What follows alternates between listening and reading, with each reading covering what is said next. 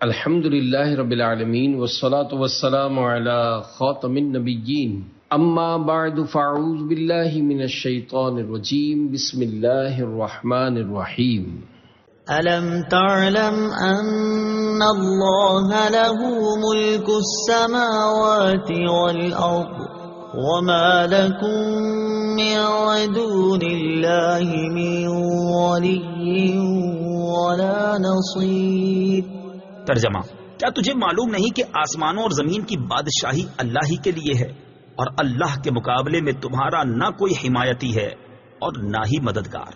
لہو ملک، اسی کی بادشاہی ہے۔ تفسیر صراط الجنان میں ہے، اللہ تعالیٰ کو اختیار ہے کہ اپنے ملک میں جو چاہے جب چاہے قانون جاری کرے۔ جب کائنات میں تبدیلی ہوتی رہتی ہے، دن جاتا ہے رات آتی ہے اور سارے جہان میں ہر طرح تبدیلی ہوتی رہتی ہے، تو شرعی قانون میں بھی تبدیلی ہو سکتی ہے، اور یہ تبدیلی مخلوق کی مصلحت کی وجہ سے ہے۔ من دون اللہ، اللہ کے مقابلے میں۔ تفسیر صراط الجنان میں ہے، اللہ تعالیٰ کے مقابلے میں کوئی کسی کی مدد نہیں کر سکتا، ہاں اللہ تعالیٰ کی اجازت اور اختیار دینے سے مدد ہو سکتی ہے۔ قرآن و حدیث میں اس کی کئی مثالیں موجود ہیں، جیسے حضرت عیسیٰ علیہ الصلوۃ والسلام بیماروں، کوڑیوں اور نابیناؤں کی مدد کرتے تھے۔ فرشتوں نے غزوہ بدر اور غزوہ حنین میں مسلمانوں کی مدد کی۔ حضرت سلیمان علیہ نبینا علیہ الصلوۃ والسلام کے وزیر نے تخت بلقیس لا کر مدد کی۔ نبی کریم علیہ الصلوۃ والسلام نے سینکڑوں مرتبہ صحابہ کرام علیہم رضوان کی کھانے پینے، بیماریوں اور پریشانیوں میں مدد کی۔ حضور غوث پاک رضی اللہ تعالی عنہ اور اولیاء کرام رحمت اللہ تعالی علیہم کا مدد کرنا لاکھوں لوگوں کے تجربات اور تواتر سے ثابت ہے۔ ام تريدون ان تسألوا رسولكم كما سئل موسى من قبل ومن يتبدل الكفر بالإيمان فقد ضل سواء السبيل۔ ترجمہ: کیا تم یہ چاہتے ہو کہ تم اپنے رسول سے ویسے ہی سوال کرو جیسے اس سے پہلے موسیٰ سے کیے گئے، اور جو ایمان کے بدلے کفر اختیار کرے تو وہ سیدھے راستے سے بھٹک گیا۔ کما سئل موسیٰ، جیسے موسیٰ سے سوال کیا گیا۔ تفسیر صراط الجنان میں ہے، اس آیت کی ایک تفسیر یہ ہے کہ یہودیوں نے نبی کریم صلی اللہ تعالی علیہ وسلم کی بارگاہ میں عرض کیا، جس طرح حضرت موسیٰ علیہ الصلوۃ والسلام تورات لے کر آئے تھے، اسی طرح آپ بھی ہمارے پاس ایک ہی مرتبہ سارا قرآن لے آئیں۔ بعض نے یوں کہا کہ ہم آپ پر اس وقت تک ایمان نہیں لائیں گے جب تک آپ اللہ تعالیٰ اور فرشتوں کو ہمارے سامنے نہیں لے آتے۔ ان کے سوالات کے جواب میں ان سے فرمایا گیا، کیا تم یہ چاہتے ہو کہ تم اپنے رسول محمد مصطفیٰ صلی اللہ تعالی علیہ وآلہ وسلم سے ویسے ہی سوال کرو جیسے محمد مصطفیٰ صلی اللہ تعالی علیہ وآلہ وسلم سے پہلے حضرت موسیٰ سے کیے گئے تھے؟ اے یہودیوں، جب میرے حبیب صلی اللہ تعالی علیہ وآلہ وسلم کی نبوت کا درست ہونا دلائل اور معجزات سے ثابت ہو چکا، تو پھر ایسے لا یعنی سوال کیوں کر رہے ہو؟ اور اے ایمان والو، بے شک یہودی دھوکے باز اور تم سے حسد کرنے والے ہیں، اور ان کی تمنا یہ ہے کہ مسلمان کسی نہ کسی مشکل میں مبتلا ہوں، لہذا ان کی کوئی ایسی بات قبول نہ کرو جو بظاہر نصیحت لگ رہی ہو، اور یاد رکھو کہ جو ایمان کے بدلے کفر اختیار کر کے اپنے دین سے پھر گیا تو وہ سیدھے راستے سے بھٹک گیا۔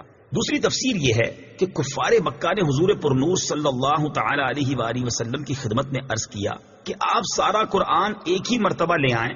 کسی نے کہا اللہ تعالیٰ اور فرشتے ہمارے سامنے اعلانیہ آ جائیں، کسی نے کہا کہ کوہ صفا کو سونے کا بنا دیں۔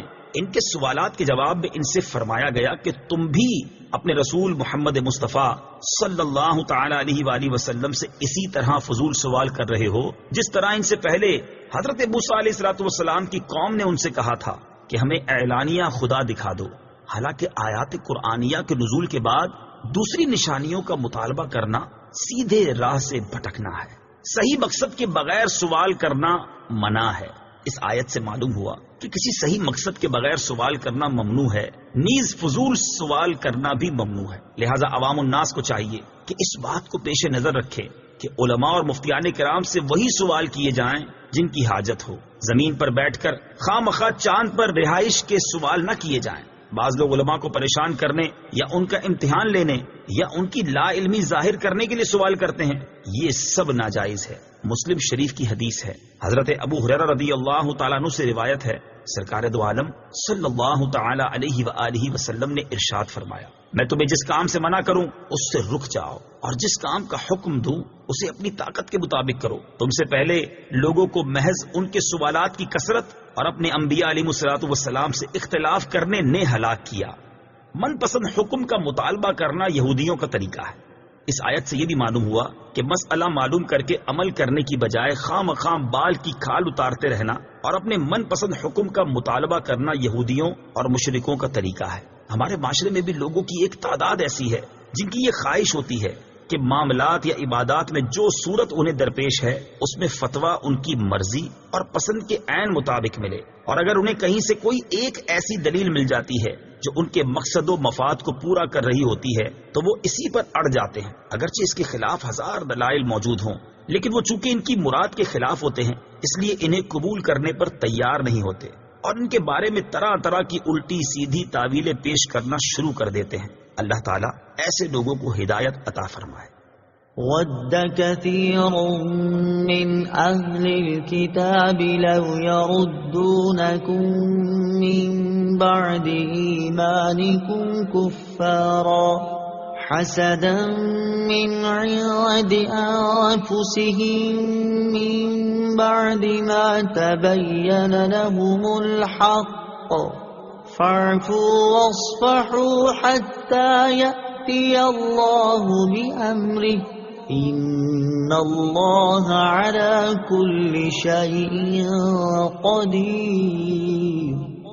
ترجمہ: اہل کتاب میں سے بہت سے لوگوں نے اس کے بعد کہ ان پر حق خوب ظاہر ہو چکا ہے اپنے دلی حسد کی وجہ سے یہ چاہا کہ کاش وہ تمہیں ایمان کے بعد کفر کی طرف پھیر دیں تو تم انہیں چھوڑ دو اور ان سے درگزر کرتے رہو یہاں تک کہ اللہ اپنا حکم لائے، بے شک اللہ ہر چیز پر قادر ہے۔ وَدَّ كَثِيرٌ مِّنْ أَهْلِ الْكِتَابِ، بہت سے اہل کتاب نے چاہا۔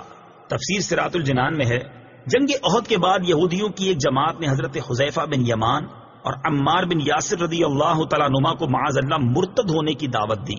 ان بزرگوں نے سختی سے رد کر دیا اور پھر حضور اقدس صلی اللہ تعالی علیہ وآلہ وسلم کی خدمت میں حاضر ہو کر اس واقعے کی خبر دی۔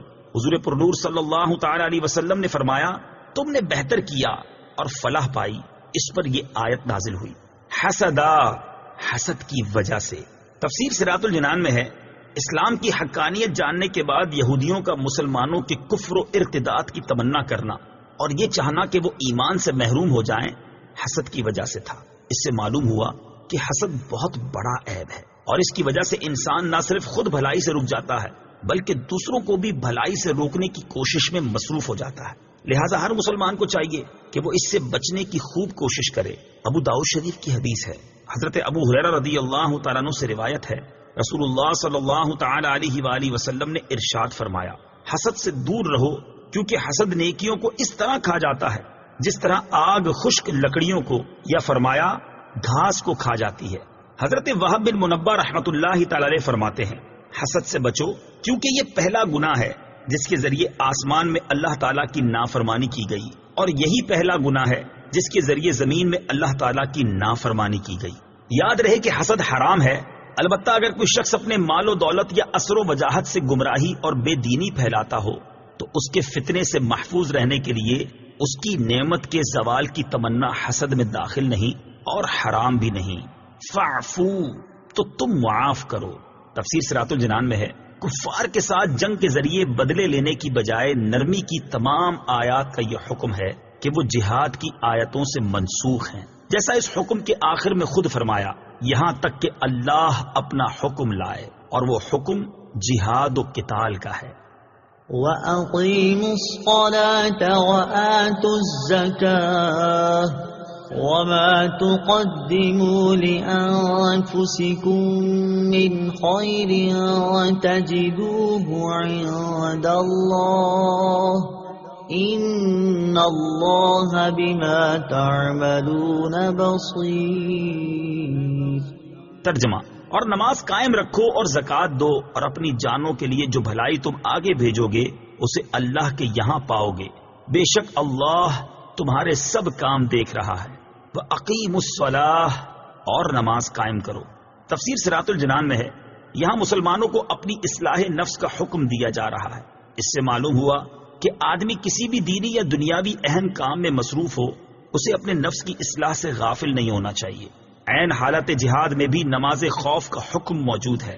طلاق کے مسائل بیان کرتے ہوئے بھی اللہ تعالیٰ نے نماز اور تقوی کے احکام بیان فرمائے ہیں۔ لہٰذا اگر کوئی نیکی کی دعوت میں یا علم دین کے حصول یا کسی دوسرے اہم دینی کام میں مشغول ہے تو اسے اپنی اصلاح سے غافل نہیں ہونا چاہیے۔ صدق اللہ العظیم۔